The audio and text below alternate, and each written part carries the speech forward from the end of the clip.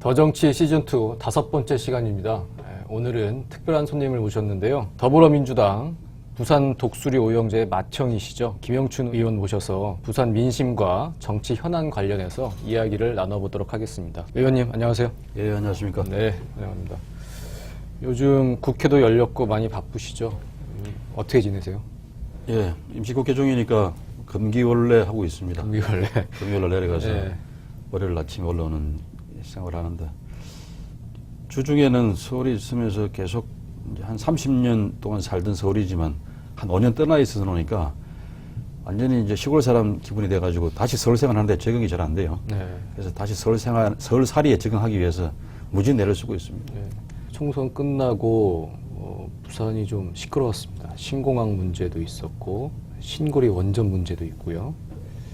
총선 때 이미 지금 독수리 오영재가 당선되면서 부산이 이제 디벼졌다고 했는데 이후에도 지금 이런 큰 이슈들이 있었단 말이에요.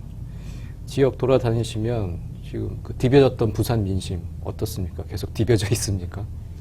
우선 신공항 문제는 이제 많이 차분해진 상태입니다. 네. 하나로 모아지는 여론은 아닙니다만은 밀양공항이 안 돼서 천만다행이다. 밀양공항 재앙이라고 생각하거든요. 산중에 무슨 공항이냐 뭐 이런 식의 감정들이 있어서 밀양공항이 안 돼서 천만다행이다. 김해공항 확장이라도 막 이거 어쩔 수 없이 받아들여야 되는 거 아니냐 뭐 이런 여론이 더 다수인 것 같고, 그러나 또 여전히 부산과 경남 전체 이 동남권 경제의 발전을 위해서는 가덕도처럼 넓은 땅에다가 신공항을 만들어야 된다.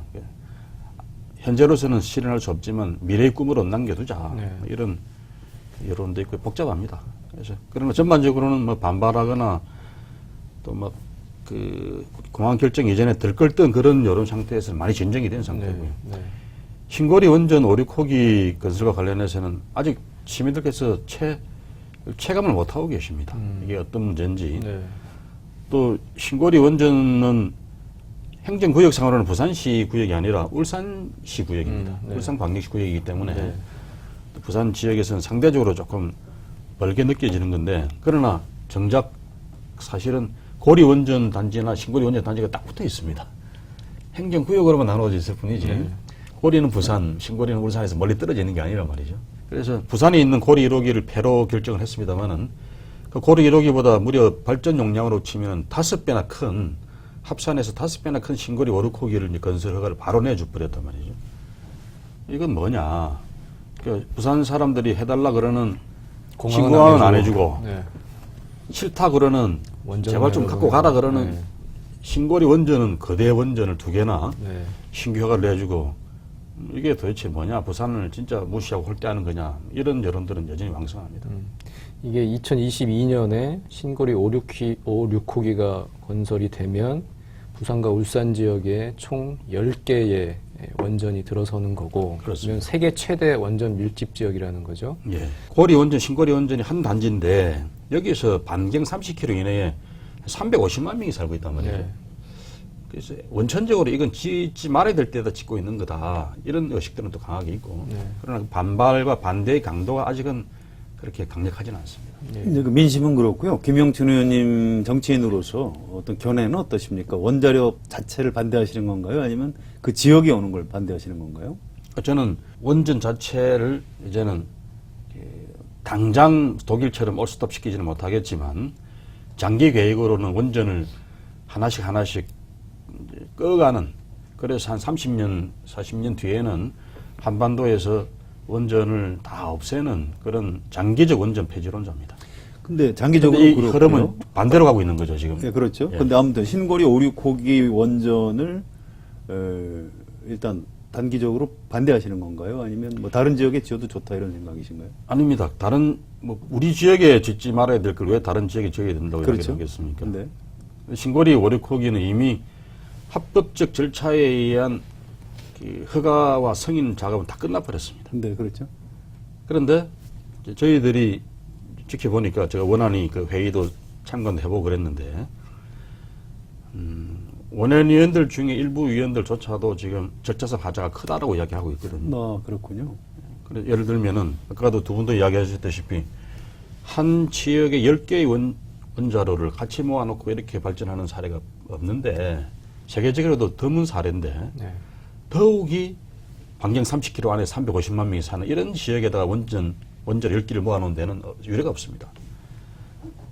이런 문제에 대한 안전성 평가는 제대로 안 돼 있는 거죠. 네. 원안위에서는 원자로 하나하나에 대한 안전성 평가는 다 끝났다고 이야기를 하지만 원안위원들 일부가 제기하고 있는 다수 호기 밀집에 대한 안전성 평가는 제대로 안 됐다.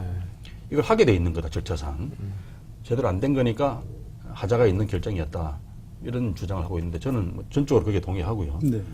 그래서 할 수 있다 그러면은 그런 절차상 하자 문제에 대해서 좀 더 공부를 해서 무효 소송이라도 네. 그 결정에 대한 가처분 신청이라도 내볼 생각입니다. 그러니까 지금 핵 발전소를 더 늘리지 않아도 장래 어떤 전력 수급이나 이런 건 크게 문제가 없다고 전혀 문제가 없죠. 지금 우리나라 정부가 계속 원전을 지어가는 그 기본적인 그 국가 에너지 기본 계획이라는 게 있습니다. 네. 근데 그 에너지 기본 계획에 의하면은 이 사람들이 전력 수요 증가율을 연평균 한 2.3% 정도로 예측을 했었어요. 네. 그런데 최근 3년 동안에 그게 다 틀려요. 최근 3년 동안에 실제 전력 소비 증가율은 한 1.2%밖에 안 돼요. 네. 정부가 예측했던 것보다 반밖에 안 되는 거죠. 절반밖에 안 되는 네. 거죠. 근데 정부는 그런 잘못된 예측에 근거해서 계속 원전을 지어가겠다는 거고 네. 장기적으로는 2035년에 최근에 한 20% 정도 수준인데 원전 이 전체 이 전력 생산에 차지하는 비중이 이거를 2035년에는 한 27%까지 늘리겠다는 겁니다. 그런데 전력 소비 증가율이 그렇게 안 가파르게 올라가질 않는데 네. 거기에 맞추어서 계속 원전을 지어가겠다? 이건 국가적으로는 자원 낭비가 되는 겁니다. 국민들이 결국은 다 부담하는 겁니다. 좀 신고리, 오리코기 2개 짓는 데만 해도 한 8조 원 이상 돈이 들어가요. 지금 어떤 실정인가 하면은 전력 소비 증가율이 안 올라가고 정체 상태에 있으니까 그동안에 정부 정책으로 민간 발전 사업자들이 많이 생겼어요. 이것도 민자 사업인 거죠. 그래서 그 민간 발전 회사들이 한전에다가 전기를 팔아서 네. 네. 자기 수익을 실현하는 이런 모델인데 문제는 그 민간 소비 발전 회사들이 이 전력을 많이 생산해서 팔아먹지를 못해요. 그러니까 이 가동률이 떨어지는 겁니다. 공장 가동률이.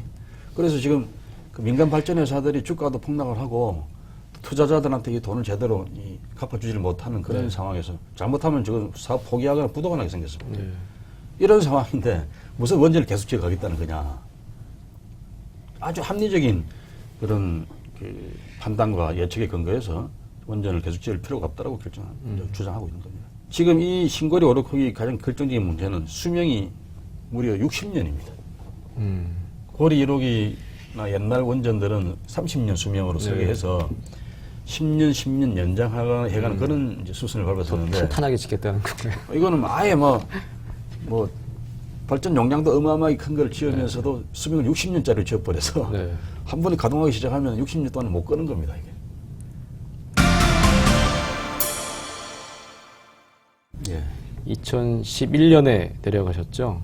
예. 부산은 이제 귀향의 이유를 3당 합당의 과오를 저지른 YS의 비서로서 결자 해지 차원에서 내려갔다. 이렇게 인터뷰에서 말씀하셨는데 조금 더 구체적으로 말씀을 좀 해주시겠어요? 어떤 결정적인 계기? 결자 해지 심정은 한 10가지 이유가 있다 그러면 그 중에 네. 한 10번째쯤 이유가 될 것 같고요. 네. 근본적인 이유는 지역주의 정치를 무너뜨리지 않고서는 한국 정치 선진화는 요원하다는 생각 때문입니다. 네. 제가 그것 때문에 한나라당을 탈당해서 독수리 요용제와 함께 열린우리당 창당을 네. 주도하는 역할도 해봤고요. 네. 똑같은 이유로 이제는 그러나 열린우리당 실험이 실패했지 않습니까? 그렇다면 이제는 그 현장을 직접 가야 되겠다. 네. 저는 고향이 부산이니까 부산을 가고 대구는 김부겸이 가고 이런 식으로 우리가 현장을 가서 거기에서 우리가 직접 뛰어서 해결하는 노력을 해야 되겠다. 부산이 원래는 옛날에 야도라고 하지 야도였죠. 않았습니까? 좀 개혁적 성향의 뭐 이런 도시였는데 이번에 뭐 야당 의원들이 많이 당선됐지만 그래도 아직도 이제 여당이 훨씬 강세 지역인데요. 예. 그게 왜 그렇다고 봐야 될까요? 90년 3당 합당 때문에 그렇습니까? 그게 이제 시발점이 됐죠. 됐고 그때 김영삼 대통령이 되기 전에 부산 사람들한테는 이제 김영삼 총재를 대통령으로 만들자 이런 오래된 염원 같은 게 있었던 네. 그렇죠. 셈이니까 김 대통령을 밀어주자라는 그런 심정으로 이제 야당 지지자들까지도 많이 이제 여당화돼 버린 거죠. 근데 그러나 그 뒤에 과정을 쭉 보면은 김영삼 대통령과 상관없이 그 대통령 임기 끝나고 난 이후에도 한번 이제 결합되었던 그 여당화된 시민들의 정서나 심리가 다시 야당으로 잘 돌아오지를 않은 것 같아요. 그 이유가 뭔지는 잘 모르겠는데 사실은 그 이유를 여쭤본 건데 사실은 심지어는 왜 그런 건지. 그 한 10년 합당 한 10년 뒤에 박종웅 의원이 공천을 못 받는 사태가 생깁니다. 예창 체제에서. 예. 그 이유는 박종웅 의원이 김영삼 대통령 대변인 이제 퇴임한 대통령이지만 직전 대통령의 대변인 역할을 하면서 예창 총재를 이제 계속 공격하는 그런 입장이었단 말이죠. 그래서 결국 공천을 못 받게 된 거죠. 네. 이제 본보기 삼아. 그때 YS가 부산을 내려갔어요. 와서 박종웅 의원 무소속으로 출마하고. 그래서 우리 정웅이는 꼭 좀 당선시켜 주십시오라고. 그것도 그 지역도 옛날 당신의 지역구였습니다. 네. 그런데 불구하고 낙선했어요. 박종웅 의원이. 그 뭐, 그럼 이미 네. YS와는 상관없이 부산 사람들 정서가 여당화돼 버린 거죠. 그 정당 그 편이 돼서 부산 경남이 좀 많이 발전을 했나요? 못했죠. 지금 근데 그런 부산 사람들은 사람들은- 지지한 이유가 뭘까요? 부산 사람들은 기본적으로 굉장히 정적인 사람들입니다. 정이 많고 감성적인 사람들이에요. 논리적이고 막 이성적이고 냉정하고 이런 사람들이 못 되거든요. 그러니까 네. 어느 순간에 한나라당을 우리 당이라고 생각하고 우리 편이라고 생각하고 결합하는 순간에 이제 그 감성적 일치감 이런 것들로부터 쉽게 잘 떨어져 나오지 못했던 것 같아요. 지금도 그런 거 아닌가요? 지금도? 지금은 좀 달라졌습니다. 어떻게 달라졌습니까? 그러니까 그렇게 한 20년 마음을 주고 지지했는데 야 부산이 발전했냐? 이런 질문들을 뭐 저도 5년 동안에 계속 부산에 가서 이제 네. 던졌고 그런 질문에 대해서 부산 시민들 스스로가 아니다. 우리가 아무리 지지해 줘 봐도 이 사람들한테서 이렇게 뭐 돌아오는 건 별로 없구나. 또 어떤 경우는 부산 발전 안 됐다는 측면, 상대적 저발전 정체와 이 추락의 상태에 와 있다. 네, 네. 그걸 실감합니다. 시민들 스스로 항상 말을 하고요. 심지어 부산이 전국 7대 도시 중에서 노인 인구 비율이 제일 높은 도시입니다. 네. 그래서 노인과 바다의 도시라고 노인가 보다. 이야기하기도 그러는데 왜 부산이 대구보다 광주보다 더 노인 인구 비율이 높아야 되지? 그건 일자리가 없으니까 젊은이들이 다 빠져나가서 그렇단 말이죠. 그래서 이대로는 안 되겠다는 그런 생각도 하는 게 우선 결정적이고 두 번째는 내가 주인 대접을 못 받는다고 하는 그런 이야기를 참 많이 들었어요. 네. 맨날 새누리당만 찍어주니까 당선된 국회의원들이든 시장이든 이 사람들이 우리를 주인 보시듯이 안 하는구나. 이런 자각이 생겼어요. 그래서 한번 혼내고 내가 주인이라는 걸 가르쳐줘야 되겠다. 이런 이야기하는 한 50대, 60대 유권자를 참 많이 만나봤습니다. 이 두 가지 마음들이 결합되면서 이번에 야당 의원을 5명 배출시키는 그런 큰 변화를 만들어낸 거죠. 16대, 17대 서울 광진갑에서 2번 연속 이제 재선을 하시고 18대 국회 때는 열린우리당 실패 책임을 지고 이제 불출마를 하셨고 19대에 부산에서 출마하셨는데 낙선하셨고 또 이제 8년 만에 다시 돌아오셨습니다. 국회로.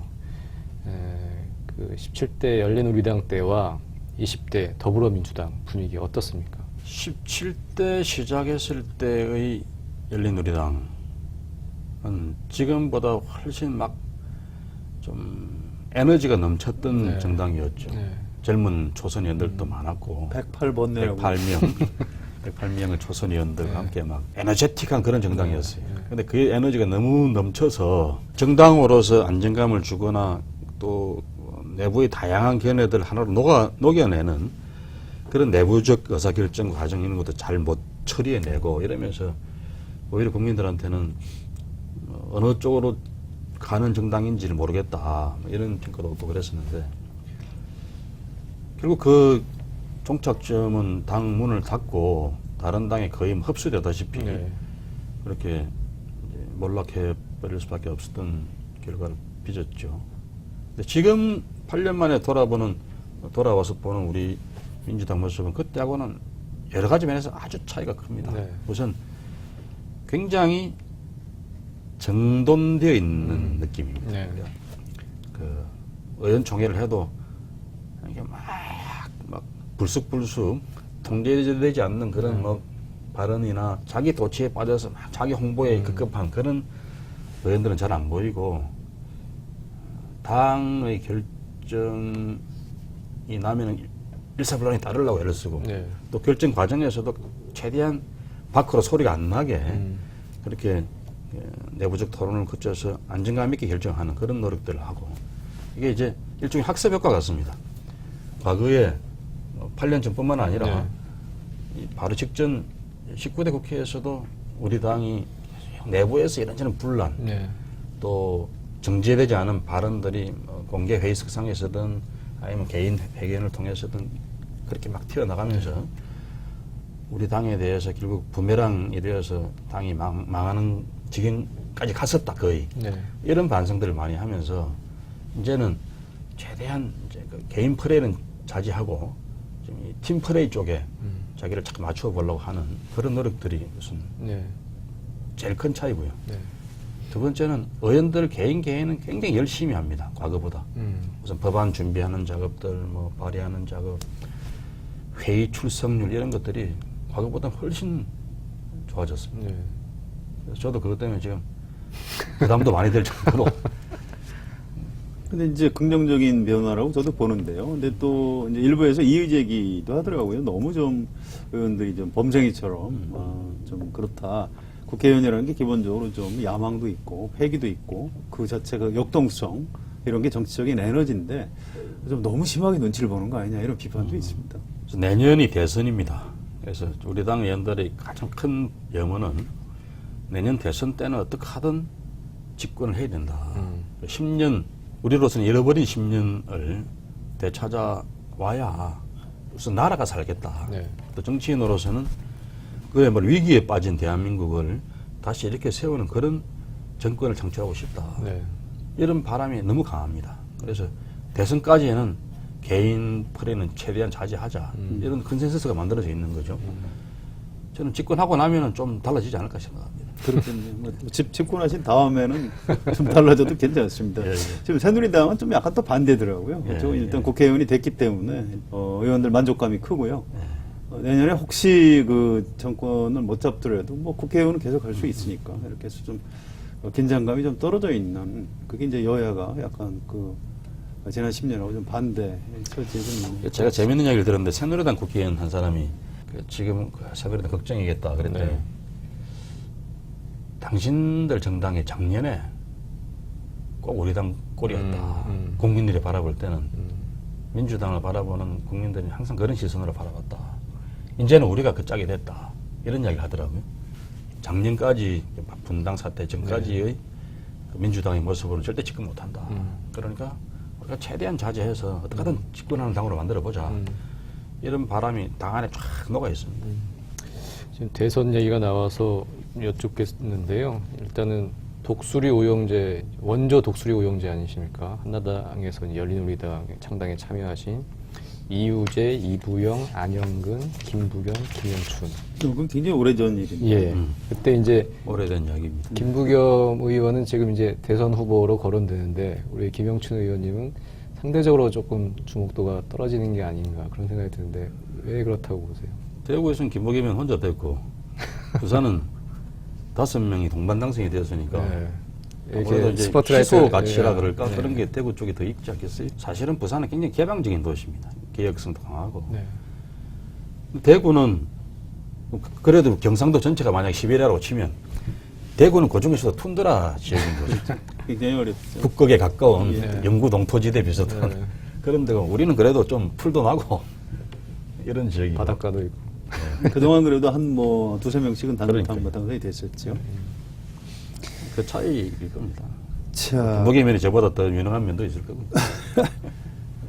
당내 문제 뭐 중요한 건 아닌데요. 김영춘 의원이 그 지난 총선 치를 때 거기 그 이른바 그 당 안에 뭐 부산파라고 하나요? 그분들하고 뭐 별로 그렇게 사이가 뭐 좋지 않더라 이런 소문도 돌았었는데 그런 얘기 왜 나왔던 겁니까?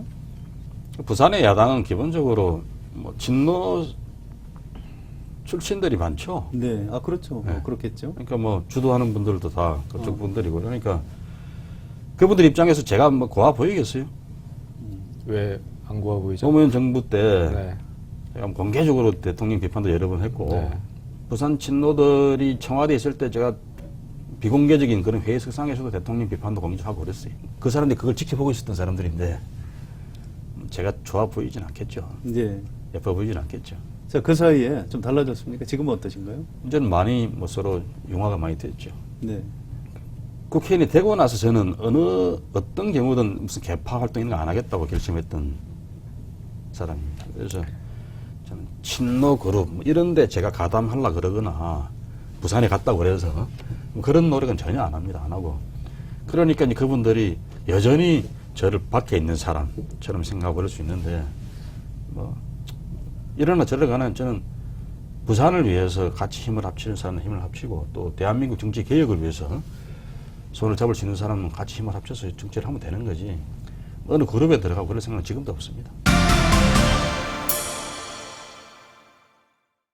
어차피 근데 야당 국회의원들이 내년 12월에 정권교체를 해야 한다. 여기에 대해서는 거의 100% 동의하고 노력을 하겠지만 그런데 이제 내가 좋아하는 사람이 대통령이 돼야 한다에 따라서 조금 뭐 당내 계파가 갈라질 수는 있다고 봅니다. 그런데 이제 아무래도 과거에 이제 이른바 친노, 지금 이제 친문재인이라고 하는 게 좋겠죠. 그분들이 좀 많은 것 같고요.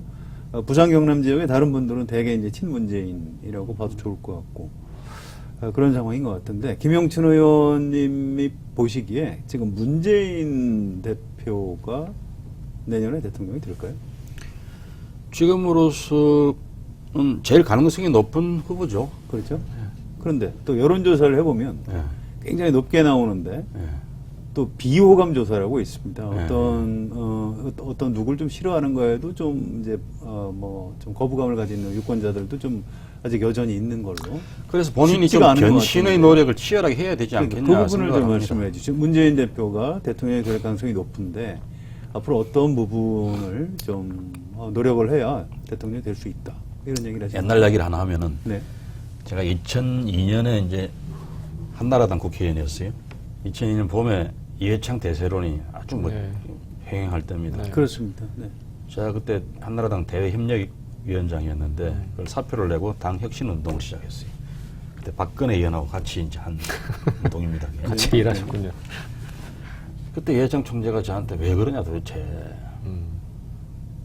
왜 TK 민정계한테 엎혀서 정치를 하십니까? 네. 그랬어요.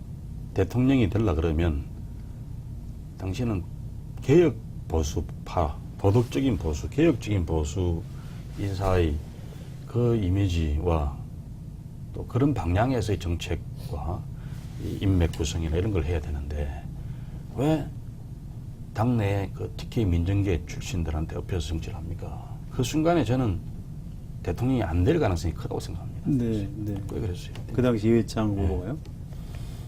당신은 정치를 잘 몰라 그러더라고. 그래서 그 말 안 했지만 속으로는 내가 정치를 훨씬 먼저 당신보다 훨씬 시작하신 더 오래 했어. 요는 예. 이미 대세론의 입장에 있는 거니까 그 대세론을 잘 살리기 위해서라도 끊임없이 개혁파로서 네. 나는 이 나라를 이렇게 개혁하겠습니다. 이 메시지로 정치를 하고 선거를 치러야지 대통령이 되는 거지. 네. 뭐 다 됐다 싶어서 이제 안전하게 굳히기 작업 비슷한 그런 느낌이었어요. TK 민정계와 함께 네. 그렇게 진용도 짜고 당에 국민들로부터 어느 순간에 이 사람 아닌가 봐 하는 그 비토 세력이 형성될 거고 그 순간에는 대통령이 안 될 가능성이 커지는 거다. 이런 얘기 했는데 네. 당시는 정치를 몰라 그랬지만 결국은 제 예측대로 됐잖아요. 그러네요. 네. 그 순간 이미 패배의 요인이 내부에 이해창 후보 본인한테 잉태되어 있었던 거죠. 똑같은 이야기를 저는 문재인 후보한테도 좀 하고 싶어요. 지금 우리 당내 부동의 1위 후보라고 거기에 안주하고 지금까지 해왔던 그 정치 패턴이나 또 어떤 그 지도력의 모습들 네. 이런 식으로는 호감도를 넘어서는 그 벽을 못 넘을 것 같아요. 그렇다면 문재인 후보가 갖고 있는 장점도 많지만 단점, 그러니까 뭔가 좀 그 편백해 보인다. 많은 국민들한테 적어도 최소한 좀 중도적인 국민들한테 안심을 시켜줄 수 있는 좀 그런 폭넓은 정치, 포용의 정치, 그런 광폭 행보 뭐 이런 것들을 좀 열심히 할 필요가 있지 않겠냐. 적어도 편협한 사람이 아니고 편백한 사람이 아니다. 열려 있는 사람이다. 사람들을 만나서 자기 편으로 끌어들이는 그런 노력들뿐만 아니라 정책적인 면에서도 또 당내의 다른 자기와 생각이 다른 사람들을 다루는 그런 방법 면에서도 다양하게 보여줄 필요가 있겠다. 그래서 이미지 변신에 성공해야 그 중도적인 유권자들이 안심하고 표를 줄 수 있는 그런 대선 후보가 될 거다. 그런 문제는 문재인 후보가 될 것 같아요. 대통령이. 네. 그러나 그 변신에 성공하지 못하면 역시 이해창 후보의 대세론 전철을 그대로 밟을 거다. 다른 분들은 어떻게 보십니까? 지금 박원순 서울시장이라든가 안희정 충남지사 이런 분들의 가능성은 없을까요? 어떻게 보십니까? 그리고 그분들한테도 기회가 있겠죠. 만약에 문재인 후보가 아까 이야기했던 그런 변신의 노력에 성공하지 못한다면, 그래서 우리 당 후보는 되어도 대통령 되기는 힘들지 않겠냐 이런 판단이 야권 지지자들한테까지 네. 광범하게 공유된다 그러면은 그분들 다른 분들한테 기회가 온다고. 경선에서부터 그렇죠. 그 영향을 미친다 이렇게 뭐 보시는. 지금 현재 지지도로는 예측하기 힘든 새로운 바람이 일어날 수 있는 거죠. 네. 그 정계 은퇴 상태인 손학규 전 대표는 어떻게 보세요? 복귀 가능성이 있다고 보십니까? 복귀를 하시겠죠. 복귀해서 성공하실까요? 그건 모르겠어요. 그건 잘 모르시고. 뭐 저거는 뭐 개인적으로는 가까운 분인데 네. 복귀를 하실 것 같아요. 본인이 좋은 대통령이 되고 싶은 꿈이 아주 큰 분이라 네. 마지막 승부는 하실 것 같습니다. 그 김영춘 의원님 표정을 보니까 그 가능성이 많아 보이는 것 같지는 않은데 본인이 하기 나름이죠. 하기 나름이다. 예, 그 정도로 아직도 정리하지. 1년 6개월 남았으니까 그러네. 본인이 하기 나름이죠. 자, 당이 좀 다른데요. 안철수 국민의당 대표, 전 대표네요. 이제 대표를 그만뒀으니까. 정치인 안철수에 대한 어떤 뭐 평가. 안철수 의원이 대선 후보로서 계속 일정한 지지를 유지하는 이유는 정치인스럽지 않기 때문에 그런 거겠죠. 그동안 그랬죠. 국민들이 바라볼 때 저 새로운 사람은 정치. 기존 정치인, 예. 구태레스러운 정치인이 아닌 것 같다. 이런 희망의 메신저처럼 여겨지기 때문에 지지가 유지될 텐데, 그러나 또 한편 안철수 의원이 대통령이 되려 그러면 그거로는 절대 안 되죠. 네, 그것만으로는 안 돼요. 그것만으로는 절대 안 되죠. 네. 그래서 그야말로 유능한 정치인, 나라를 믿고 맡길 만한 그런 경륜과 좀 실력이 있는 정치인, 이런 이미지 혹은 진짜 그런 장점들을 장착할 때 그때 대통령이 될 수 있겠죠. 그럼 저는 우리 야권의, 당은 다릅니다만 야권의 유력한 대통령 후보고, 민주당으로서도 안철수 의원과 어떤 형태로든 힘을 합치지 않고서는 정권 창출은 불가능하다고 생각합니다. 자, 바로 그 부분인데요. 지금 또 추가로 질문을 드려야 될 게 그런 겁니다. 지금 호남에 대한 일단 더불어민주당과 문재인 전 대표가 이 호남을 어떻게 관계를 가져가야 되는지 내년 대선에서 이 부분에 대한 질문입니다. 호남 없이, 호남 유권자의 지지 없이 어떻게 대통령이 될 수 있겠어요? 특히 야권 후보가, 새누리당 후보도 아닌 네. 야권 후보가 호남 없이는 집권 불가능합니다. 이번에 이제 국민의당 바람이 일어난 것도 호남 분들이 문재인 대표한테 섭섭한 마음도 있지만 더 근본적으로는 문재인으로 집권이 되겠냐, 집권 만들 수 있겠냐, 이 회의감이 더 크게 작용했지 않겠나 싶은데, 그러니까 문재인 후보 본인도 내가 호남 지지 없이는 대통령 안 한다, 뭐 정치 안 한다 이렇게까지 이야기할 정도 아니겠습니까? 그렇죠. 그래서 저희 민주당 입장에서 계속 그분들 마음을 얻기 위해서 지속적인 노력을 해야죠. 문 후보도 역시 그렇게 노력할 거고요. 히말라야가 좀 뭔가 좀 비방을 가지고 마음을 비우고 온다 그랬으니까 예. 뭐 제가 주문했던 게 역시 호남 분들이 주문하고도 일맥상통하지 않겠습니까? 예, 그런 것 같습니다. 그런 호남에서 이제 변신에 성공하기를 바랍니다. 네. 자, 문재인 전 대표에 대한 궁금증 못지않게 지금 김종인 현 대표에 대한 어떤 그 가능성, 평가 이런 부분들도 좀 궁금합니다. 이분이 와서 경제민주화를 가지고 지금 굉장히 특이한 과거 야당에서 보지 못하던 리더십 같은 걸 발휘하고 있고, 물론 이제 비판하는 사람들도 있습니다만, 자, 김영춘 의원님은 김종인 리더십 어떻게 보세요? 비대위 위원이시기도 하고. 예. 뭐 제가 지금 비대위원으로 가까이에서 보고 있는 그런 분인데 경제 문제에 관한 하는 저 연세에 어떻게 저렇게 진보적일까 네. 그런 식견과 판단을 갖고 하고 계세요. 물론 이제 사실 그분이 말씀하는 게 꼭 뭐 진보적이다 그렇게 생각은 안 들어요. 우리나라에서 네. 하도 경제 문제에 대해서 균형 감각과 그런 균형적 판단을 하는 사람이 드무니까 그렇죠. 그분이 진보적으로 보일 뿐이지 뭐 진보적인 건 아니죠. 아주 그런 경제 문제에 대한 균형 감각이랄까 그런 면에서는 탁월한 판단을 보여주고 계십니다. 또한 뭐 정치 문제에 대해서도 이분이 크게 사심이 없는 분이니까 비교적 명쾌하게 옳고 그름에 대한 판단을 빨리빨리 하시는 것 같더라고요. 현장 정치를 오래 한 사람들은 어느 순간인가 우리 내부자 시선 같은 게 생겨서 국민과 멀어진 판단을 하기 쉬운데 그분은 아직까지는 국회의원을 여러 번 하셨음에도 불구하고 그 내부자의 시선보다는 외부자의 시선으로 정치를 바라보시는, 그래서 비교적 객관적인 판단과 결정을 하시는 경우가 많아요. 또 지도력도 있으세요. 지도력 뭐 많으시죠? 학자 출신이라 그래서 그냥 뭐 정치인들이 우하고 끌려다니기도 쉬운데 네. 아주 명쾌한 지도력이 있으세요. 그건 아닙니다. 이렇게 해야 됩니다. 안 하면 말고 뭐 이런 식의 또 뭐 성질도 좀 내시고 그러면은 결국 따라갈 수밖에 없단 말이죠. 우리가 모셔온 당대표니까 그런 면에서 지도력도 있으세요. 8월 27일 전당대회에 지금 열심히 뛰고 있는 사람은 추미애, 정영길, 그리고 이제 검토 중인 분은 이제 원혜영, 이 정도 알려져 있는데 누굴 지지하십니까? 단도직입으로. 노 코멘트입니다. 다 저하고 가까운 분들이라. 네.